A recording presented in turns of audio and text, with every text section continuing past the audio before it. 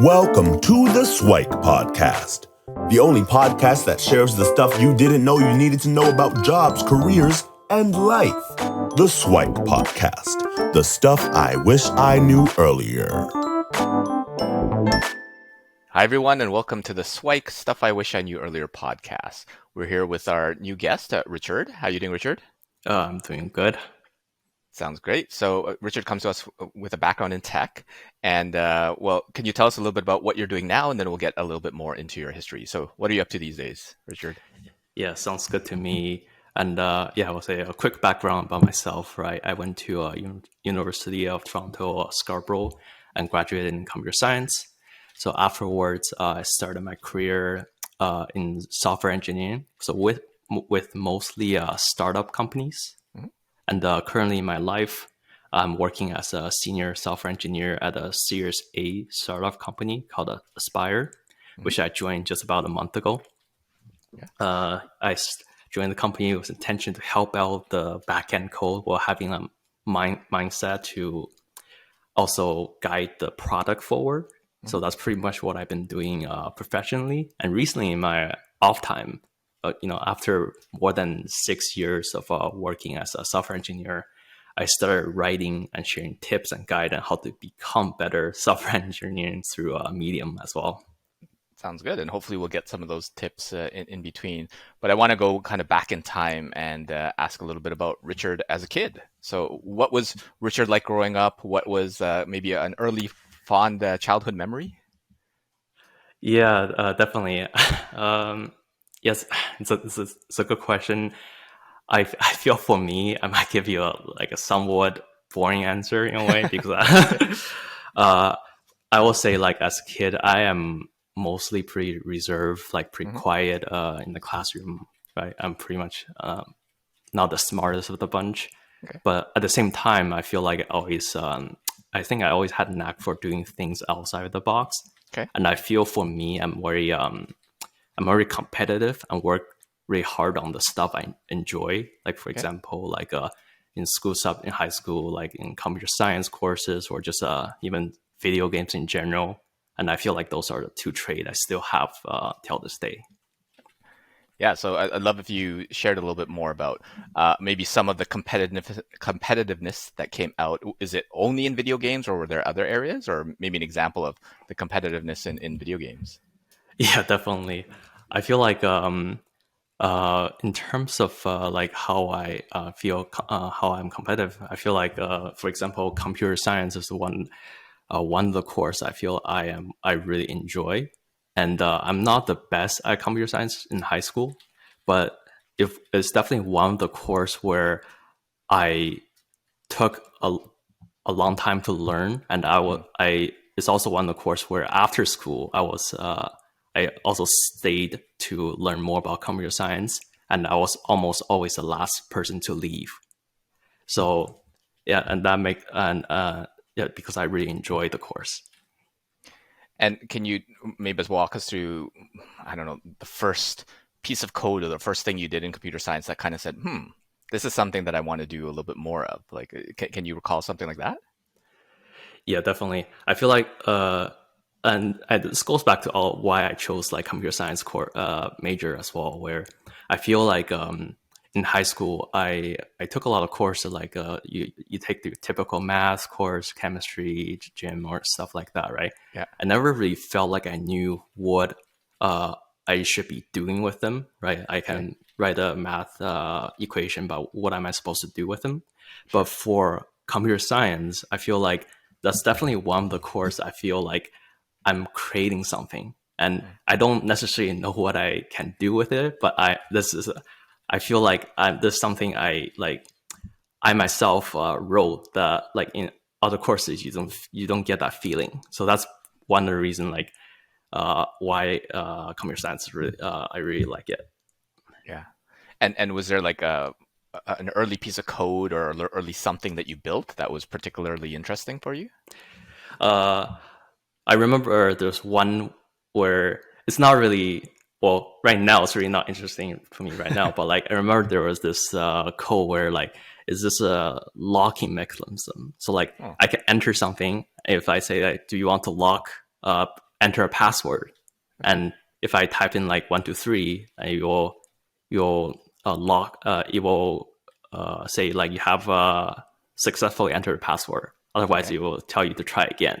It's a very simple code, but like that's one of the first memory I had in high school where I felt I built something that's really unique, I guess. Sounds good. So in high school, it seemed like that you already had that affinity for coding and computer science. And was it a pretty clear cut path for your university as well? Was a very clear path for me in university. Definitely so. I feel like I feel like throughout my throughout my life, I always had a direct influence on leading me towards the computer science path, I guess. So, like for example, in high school, I had a lot of friends who were into technology and video games, as well as computer science or computer engineering, and that definitely gave me the influence on maybe I should also take computer science because I like all three of these things. And were there any like familial, like family influences, or is it all just friends? It's just the people that you hung out with? I will say they gave me indirect influence as well. So I will say like ever since I was a kid, my dad also works in IT. So whenever I was a kid, I will go to my dad's company. Okay. And during the break, I will see my dad and his coworker will be playing video games. Okay. So that I feel like that probably planted a seed in my head to say like, hey, if I'm in this profession, maybe I'm always with the computer. So maybe like during the break, I can also play video games. That probably has some influence on me. But in general, I feel like my parents are very not strict on what I want to do. They don't necessarily say like, oh, I have to take this course, I have to be in computer science. I usually have the freedom to decide what I want to do in university or after university.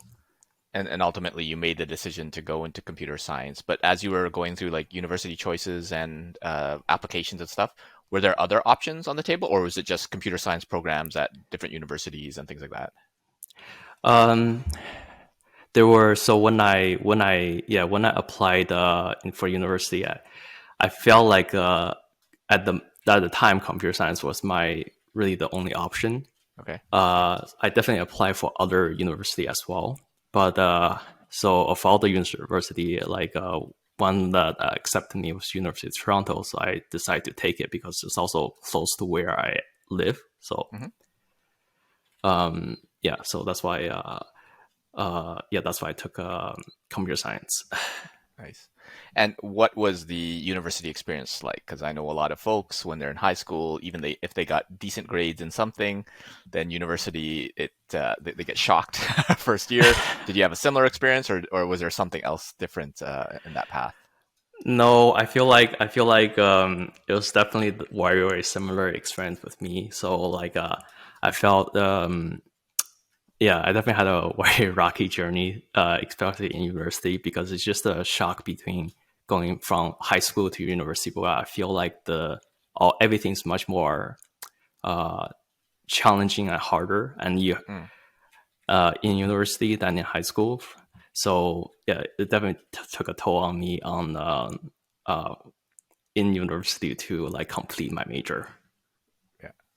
And what are some of the things that were difficult about it? Was it like the studying? Was it like a totally new environment? Was it like whatever different group of friends that you had to do it, or is it really just the subject matter, or maybe it's all of the above?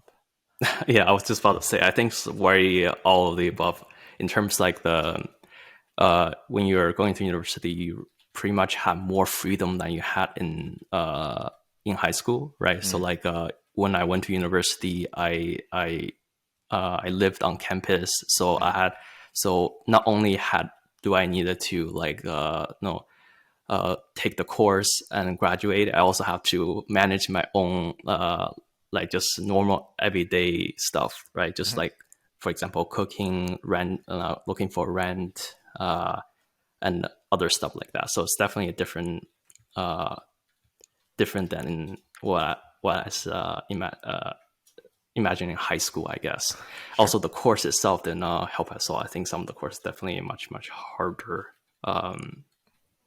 than what I imagined. I feel like the first year is definitely one of the course there are definitely harder. But I think after you get through that point, you get more used to the university life, and it gets better from there. Cool.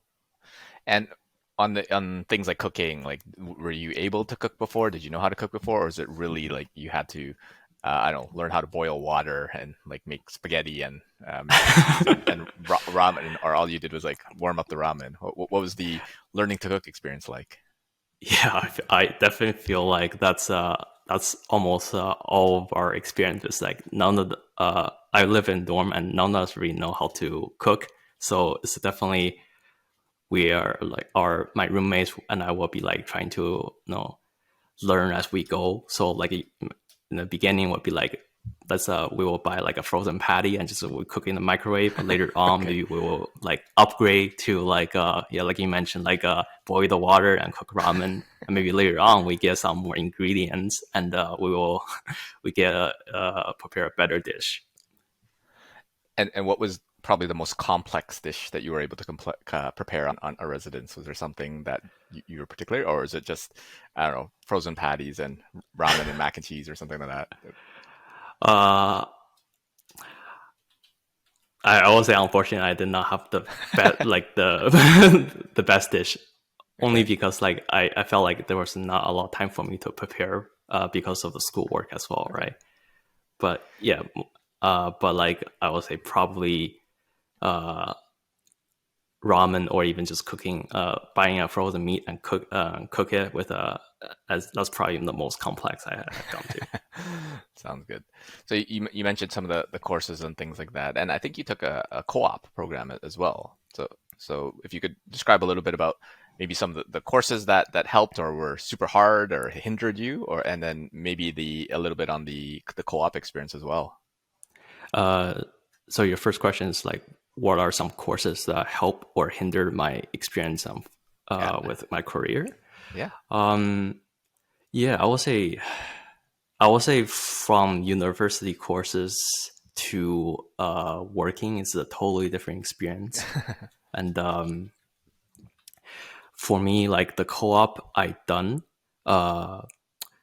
unfortunately, the co-op I done was not as useful as the other people's co-op, because the co-op itself did not really was on what I will be doing later on. So that's definitely one of my major regrets, because when I was finding my first job, it was definitely a very hard experience because I never had a good co-op experience on like what I would be doing during work, right? Okay. So, but I would say some and in terms of courses that help me or hinder me, I feel like I would say the first year, year 1 to 3 course, I think those courses are usually not as helpful when you're looking for a job. But like I feel like courses last year where you have to work on projects, I think those are much more helpful.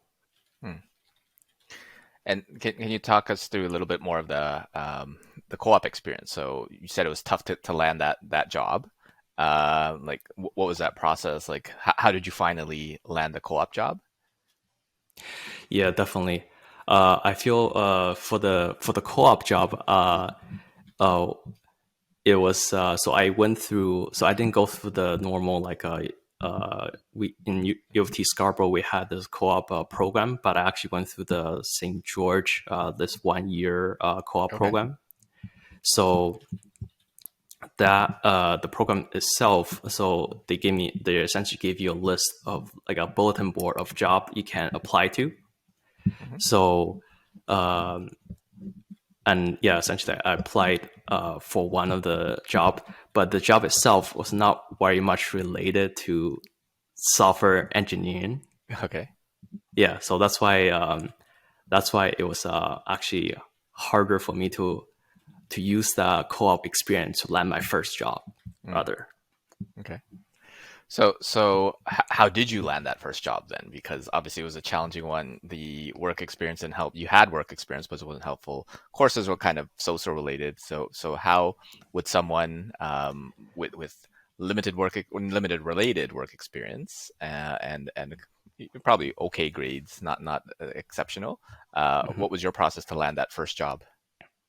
Yeah, it's definitely hard, like I mentioned. So so after graduating, I know I had a diploma. I know I need to go to job website to look for jobs, right? But it's hard for me to, it's I don't necessarily intel like what a job experience would be like, and that definitely hindered me in terms like when I go to interview, I would not know a lot of question when they ask me questions essentially. So I will say but I think the way I really landed my job is pure. I will say is through luck as well as through don't be afraid of rejection. So I Okay. probably handed out 100, 200 resumes, Okay. and I probably got lots of rejection. But there was one company that I interviewed at where I felt I gained a lot of experience through the rejection. Hmm. So when I actually went for the interview, I felt like I did okay, and they actually accepted me, and that's how I got in my first job. Sounds good. So it sounds like tons of applications, and I mean, from my experience, 1 to 200 is about normal, to be honest. That's kind of the expected range for those that are lucky especially as a fresh grad, to do it in less than that. Well, consider themselves lucky, really. And then, did you do anything in terms of like networking, or that was not on your radar at the time? I will say probably the smart thing for me to do at that moment would have been having someone who can look at the resume for me, help me prepare for my interview. Unfortunately, I didn't do any of that when I first got my job, but that's something I should have done, Yeah. definitely. So sounds like that's more of the what not to do when job searching, and just go through brute force through sheer volume and numbers in order to land it. Um, but yeah, are there any particular things that you should have would have done? So obviously having someone take a look at your resume. Are there any other things that you felt would have helped you along the way? Yeah, I think so. I feel like for me, in terms of landing the first job, right? I think one thing that really could help me, well, a few things, right? The first thing is having the resume really matters. Like when you're first starting out, you don't have not a lot of experience, right?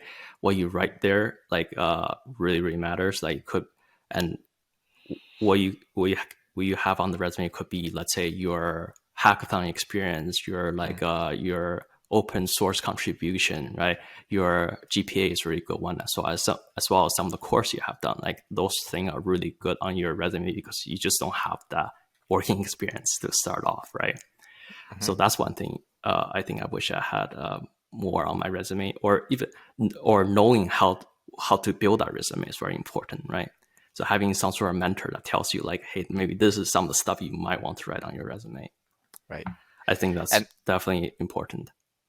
and what were your And thoughts in terms of leveraging like some of the co-op or the career center services and things like that? Or was that yeah, definitely something that was missed?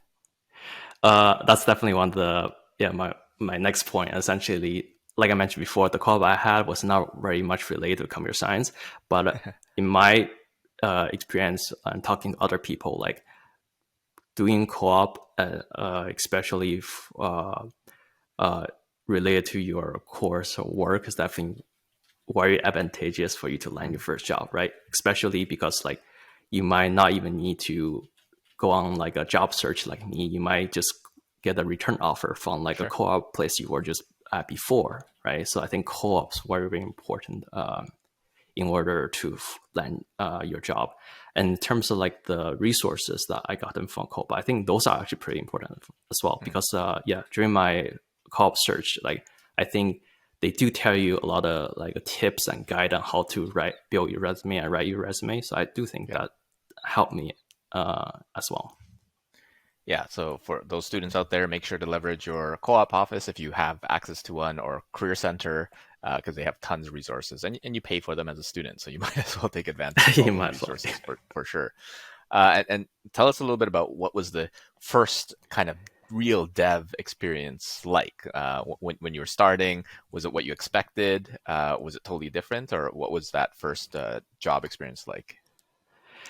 Yeah, definitely. I feel like landing I can talk about my first and my second job actually. I feel Sure. like for my first job, it's definitely, like I mentioned, it's like uh, it's definitely like a step in the door where like now I'm in the like land of this software engineering career, right? So it's definitely pretty surreal. I feel like at the beginning, I really did not know what I was really doing, right? But it's okay because you're just starting out. You're an individual contributor, and it's okay to for me at that moment to just focus on myself and gather as many experience as possible, right? And for me, like my first dev experience, it's actually pretty interesting. Where my a coworker of mine who joined around the same time, we actually built a system to automate our work. That was Okay. not from request from our manager. So Okay. that was definitely one of the more interesting like project we dev work and project we done in my first job. Yeah. It reminds me of my first co-op when, well, I don't know if it was the first one. Yeah, one of the co-ops I had, but I was a network administrator and I had to log into like 40, 100 different machines, right? This was way back when a lot of the remote administration stuff wasn't available. So I created my own scripts and created like some integrations in order to do that. And normally it takes like 3 hours, if not more, to log into all those servers. And then my boss noticed that I was done in like 5 minutes after like the third or fourth week. And he's like, how are you able to do this? Like, oh, I created this. And he's like, oh, so I can imagine something similar. Well, I don't know if it was exactly the same, but uh, I don't know if you're allowed to go into more details about the automation and how you decide to build it, or what was that? Because I think that could be a very useful experience for folks to think of from like an initiative perspective.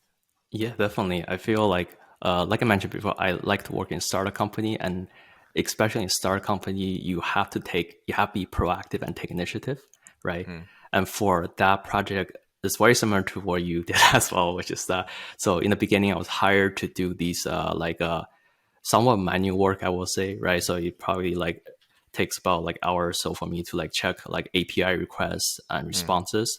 So my coworker and I had an idea of like, hey, what if we can build like a script to, let's say, automate this so we don't have to manually do this, right? yeah. So during our off time, we started building like this Python script.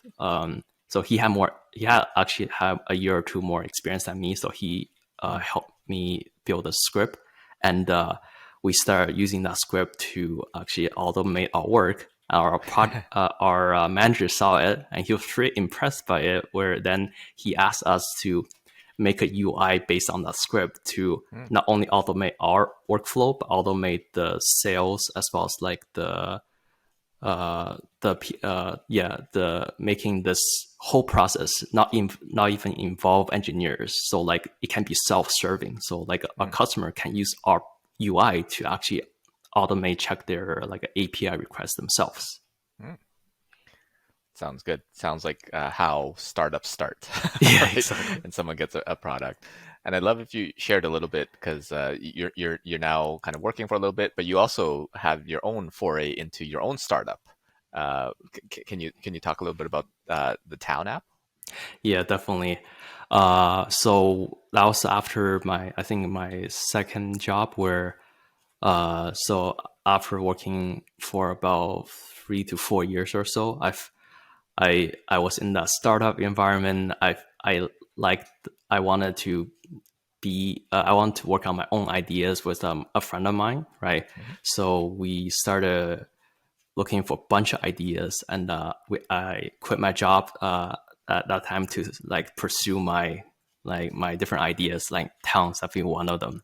Hmm. So the idea there is like I was thinking about like the idea of having this uh, in our world. There's Facebook, Twitter, but they're a global like networking app, or even LinkedIn, right? So what if there's a way for you to like, or is there? How do I know like what's happening around me? So like that's the idea that I wanted to work on, which is like having a hyper local networking app. So my friend and I worked on that for about 6 months or so. So we actually had the app built. We launched on the Android as well as iPhone store, and we unfortunately, one of the problem we had was that none of us are really marketers, or so we know how to build a product, but we don't really know how to sell it.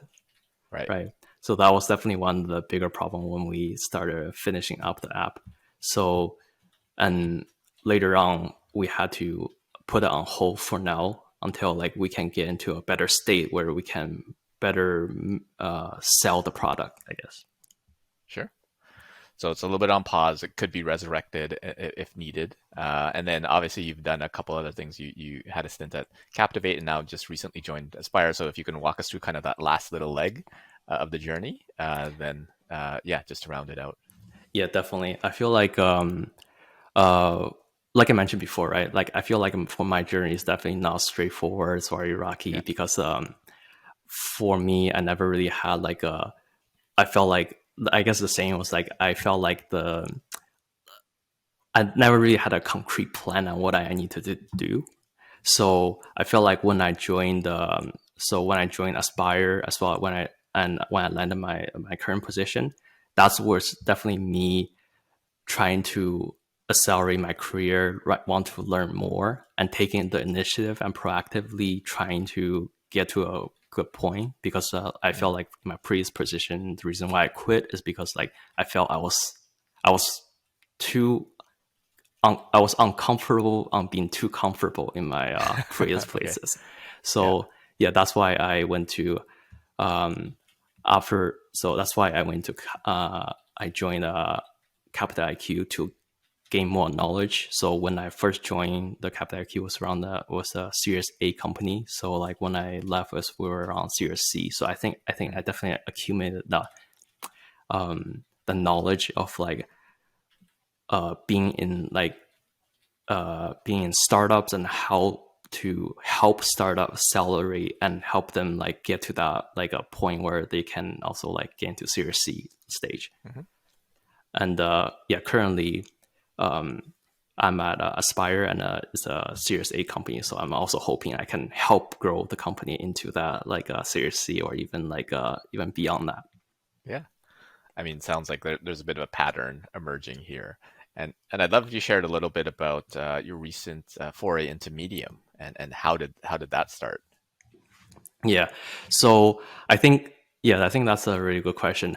I feel so I think just a few years ago, I really had an epiphany where I feel like for me, we talk a little bit about accelerating your growth, right?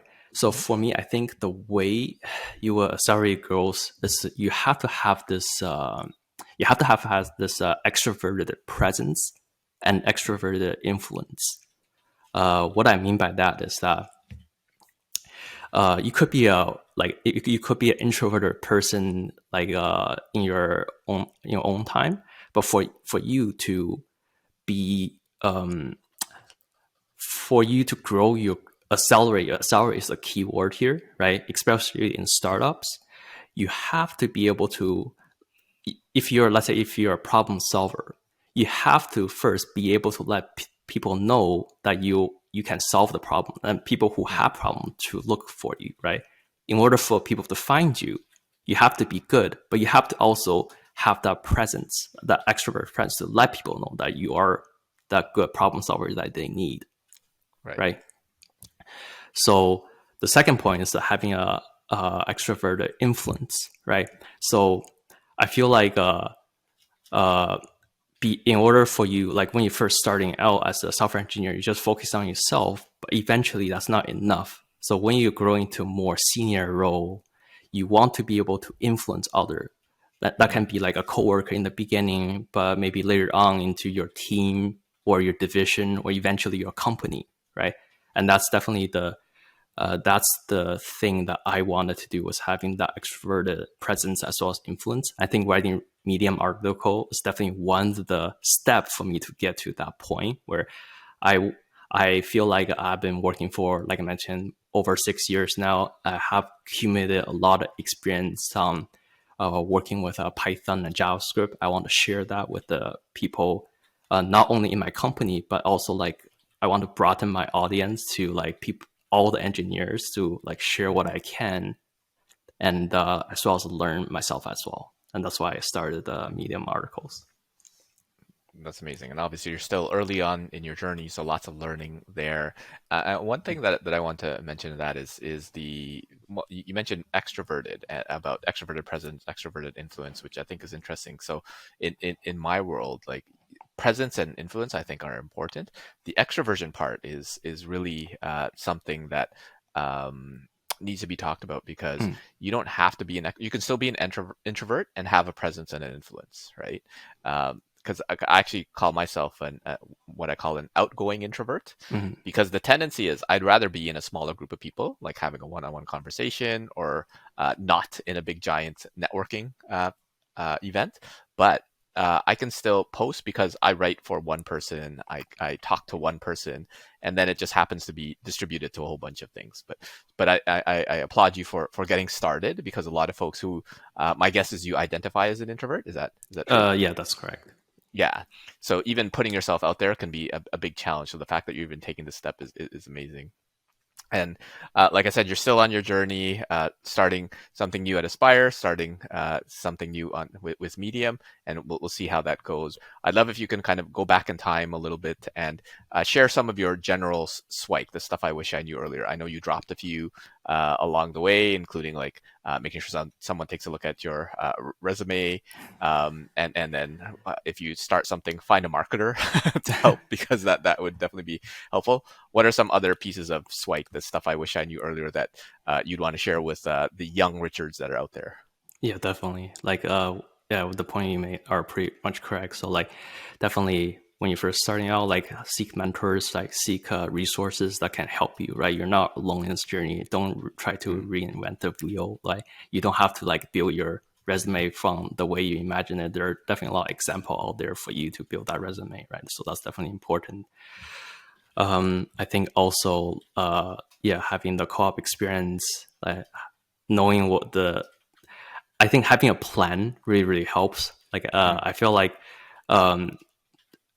I feel like for high school or university or even early parts of my career, I really never really had a good concrete, like I mentioned before, like a good concrete plan on what I needed to do.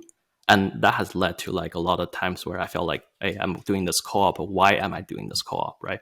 Am I going to computer science in University of Toronto, but why am I doing that? I think building that plan is very important for you to know. Like, if you have a purpose, you have a plan, then you know how to get there, right? But if you don't, if you're letting life lead you, then you're just basing this on luck and like where you can land, right?